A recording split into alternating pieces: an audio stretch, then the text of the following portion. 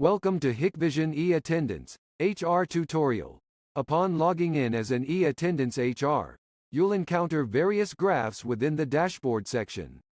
Moving on to Duty Roster, you can view all employees' duty roster, along with public holidays and rest day. You can easily filter by branch, department, category, schedule and types as an HR. You also have the capability to submit OT requests on behalf of your employees. In the Setup area, you'll find two sections: System Configuration and Schedule Allocation. Here, you can effortlessly create unlimited schedules and manage multiple duty rosters as well as devices. You are able to assign duty rosters and attendance start dates for employees. Next is the Attendance section, providing daily reports on attendance, including lateness, early outs, and overtime.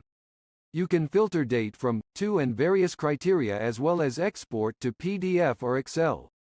Finally, the Reports section, you will discover the attendance summary. Following that is the attendance sheet. Next in line is the audit trail. Additionally, you'll find the time card.